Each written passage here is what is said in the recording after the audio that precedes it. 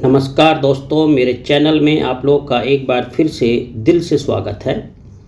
पिछली वीडियो में मैंने बताया था कि किस तरीके से जो जैन धर्म थी उसमें भिन्न भिन्न सभाएं हुई। जैन धर्म के जो तीर्थकर थे, 23वें तीर्थकर, 24वें तीर्थकर, इन सब के बारे में मैंने आप लोगों को बहुत डिटेल से अपनी अलग अलग वीडियो में बताया है। आज की जो मेरी ये वीडियो रहेगी वो समर्पित रहेगी जैन धर्म में जो मतभेद उत्पन्न हुए और जैन धर्म का जो विभाजन हुआ वो किस तरीके से हुआ, उसका क्या कारण रहा और उसके क्या परिणाम रहे, इसको लेकर मैं आज बात करूँगा।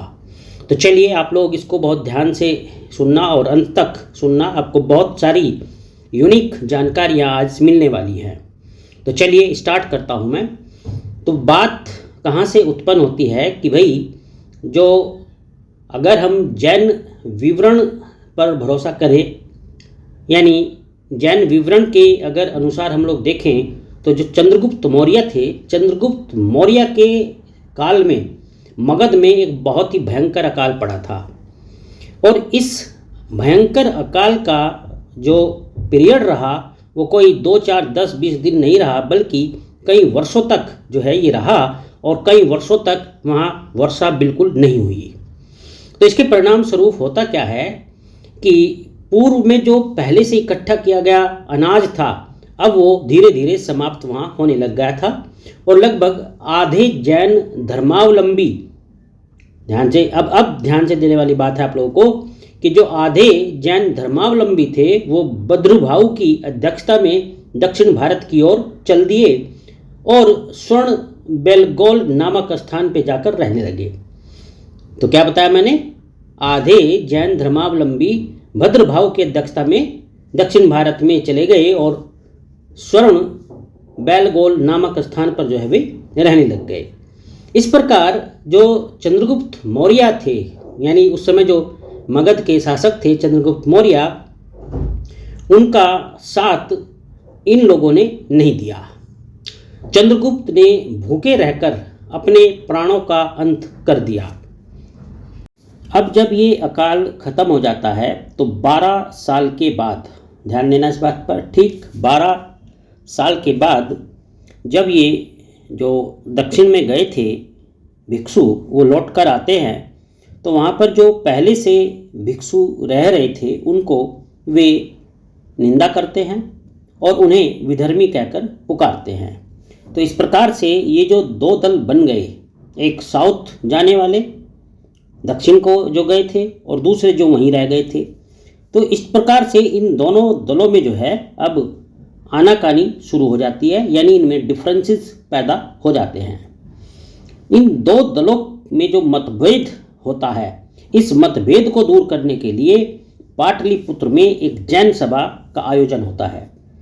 लेकिन एक बात ध्यान देने की यहाँ पर यह है कि दक्षिण से लौटने वाले जो भिक्षु होते हैं वो इस सभा में भाग लेने से मना कर देते हैं और भद्रभाऊ नेपाल की ओर चला जाता है। और इस प्रकार से जब वो नेपाल चले जाते हैं भद्रभाऊ, तो 14 पर्वों में से केवल 10 पर्व पढ़ाने की अनुमति वह स्थूलभद्र को दे जाते हैं। अब कहा जाता है कि जो पाटलिपुत्र की ये जैन सभा हुई थी, इस जैन सभा में जैन सिद्धांतों के एक भाग मात्र ही स्वीकार किया जाता है और इसी भाग से श्वेतांबरों की सिद्धांत की उत्पत्ति होती है। और दक्षिण से जो लौटने वाले भिक्षु थे, ठीक है, अब ध्यान देने वाली बात है, दक्षिण से लौटने वाले भिक्षुओं का कहना था कि मूल धार्मिक सिद्धांतों का पूरी तरीके से नाश हो चुका था। ये उनका मत था जो दक्षिण भारत से लौटकर भिक्षु आए थे। इसमें एक बात और आपको नोट कर लेनी चाहिए कि भद्रभाऊ तो दक्षिण चले गए थे, लेकिन जो स्थूलभद्र थे वो मगध में ही रुक गए थे और उन्होंने श्वेत वस्त्र धारण करना प्रारंभ कर दिया था। इसी वजह से श्वेतांबर कहलाए। तो भद्रभाऊ के जो अनुयायी थे वो दिगंबर और स्थूलभद्र के जो अनुयायी थे वो श्वेतांबर कहलाए। श्वेतांबर के जो जैनी होते हैं, यानी जो श्वेतांबर जैनी होते हैं, उनको यति, आचार्य तथा साधु भी कहा जाता है। जबकि जो दिगंबर जैनी होते हैं, दिगंबर जैनियों को झुल्लक, एल्लक और निर्ग्रंथ कहा जाता था। श्वेतांबर अनुयायी भोजन आवश्यक समझते थे, जबकि दिगंबर मानते थे कि ज्ञान प्राप्ति के बाद भोजन आवश्यक नहीं है। अब जो श्वेतांबर मत था, इस श्वेतांबर मत के अनुसार महावीर स्वामी का विवाह हुआ और पुत्री भी उत्पन्न हुई, जबकि दिगंबरों का मानना है कि वे अविवाहित थे। ये भी इनमें बड़ी कंट्रोवर्सी है। श्वेतांबर मानते थे कि 19वें तीर्थकर मुल्लीनाथ स्त्री थे, जबकि दिगंबर के अनुसार मुल्लीनाथ पुरुष थे। तो ये इनमें डिफरेंसेस जो है चलते रहे। तो इस तरीके से जो जैन धर्म था वो इन दो वर्गों में विभाजित हो गया था, श्वेतांबर और दिगंबर में। तो ये थी कुछ बेसिक जानकारी श्वेतांबर और दिगंबर से संबंधित, और इसका कारण क्या रहा कि जैन धर्म जो है इन दो संप्रदायों में विभक्त हो गया। तो उम्मीद करता हूँ कि ये जानकारी आपको बहुत लाभकारी सिद्ध होगी। मैं अगली वीडियो में आपको बताऊँगा कि जो श्वेतांबर रहे हैं और जो दिगंबर रहे हैं, इनके जो उप संप्रदाय थे वो कौन कौन से थे।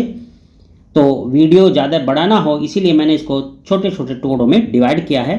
आप लोग जुड़े रहिए, चैनल को सब्सक्राइब कीजिए, शेयर कीजिए, लाइक कीजिए। चलिए, अपना ध्यान रखना। आपका दिन शुभ हो।